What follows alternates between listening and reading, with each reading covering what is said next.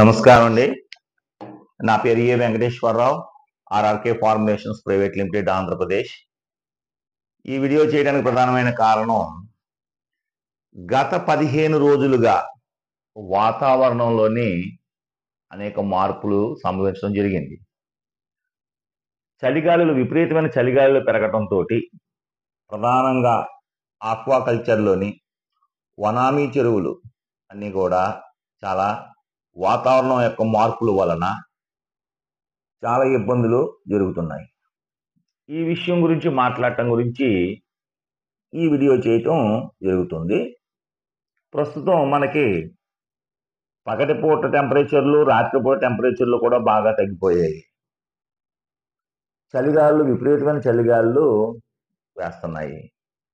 వీటి వలన మనం వనామీ కల్చర్లో ఎదుర్కోబోయేటువంటి సమస్యలు ఏంటి, దీనివల్ల మనకు జరిగేటువంటి నష్టం ఏంటి అనే విషయాలు మనం చెప్పడం గురించి వీడియో చేయడం జరుగుతుంది.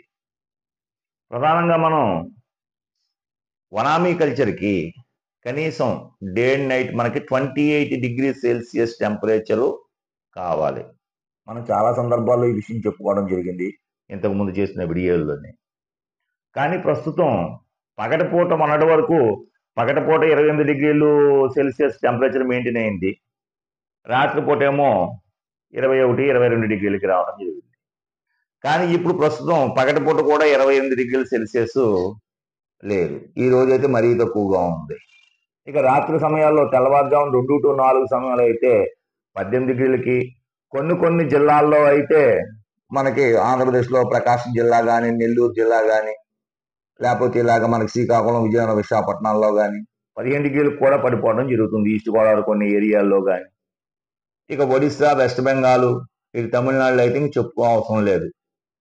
చాలా తక్కువ ఉష్ణోగ్రతలు నమోదవటం జరుగుతుంది. దీని యొక్క ప్రభావం వలన మనకి pHలు అప్ అండ్ డౌన్ అవటం జరుగుతుంది. దాంతో ఆటోమేటిక్గా మనకి ఆల్కలిటీలు హెచ్చు తగ్గులు జరుగుతుంది, పెరగటం లేదా తగ్గిపోవటం. దాంతో ఆటోమేటిక్గా డిఓ కంప్లైంట్స్ రావటం, ఆక్సిజన్ లోటు జరగటం, ప్లాంక్టన్ క్రాష్ అయిపోవటం, మేతలు ఎత్తుకోకపోవటం, అంటే మేతలు తీసుకోకపోవటం, మేతలు ఆగిపోవటం, అదేవిధంగా డిసీజులు బాధపడటం, వైట్ గట్ సమస్యలు రావటం, వాటర్ కలర్ చేంజ్ అయిపోవటం, అలాగే వైట్ మజిల్ రావటం, మినరల్ పర్సంటేజ్ తగ్గటం, ఇలాగా అనేకమైనటువంటి సమస్యలు మనం ఎదుర్కోవడం జరుగుతుంది. ఎందుకంటే ప్రతిరోజు కూడా నాకు మన రాష్ట్రమే కాకుండా ఇతర రాష్ట్రాల నుంచి కూడా చాలామంది రైతు సోదరులు నాకు ఫోన్ చేస్తూ ఉంటారు, సలహాల గురించి, వాటి గురించి. ప్రతి ఒక్కళ్ళు కూడా ఫేస్ చేస్తున్నవి, నేను చెప్తున్న ఈ సమస్యలన్నీ ఫేస్ చేస్తున్నారు. అందువలన వనామీ రైతులకు నా విజ్ఞప్తి ఒకటే, ఇప్పుడు ఈ సమయంలో మనకి టెంపరేచర్లు బాగా లో టెంపరేచర్స్ మెయింటైన్ అవుతున్నాయి. వాటర్ కలర్ జాగ్రత్తగా గమనించుకుంటూ ఉండండి. ముఖ్యంగా pHని చాలా జాగ్రత్తగా అబ్జర్వ్ చేసుకుంటూ ఉండాలి మనం. అదేవిధంగా డిఓ, ఆక్సిజన్, డిజాల్వ్డ్ ఆక్సిజన్ పర్సంటేజ్ని ఎప్పటికప్పుడే మనం చెక్ చేసుకుంటూ ఉండాలి. ఈ విధంగా చేసుకుంటూ తగిన జాగ్రత్త చర్యలు తీసుకోవాలి మనం.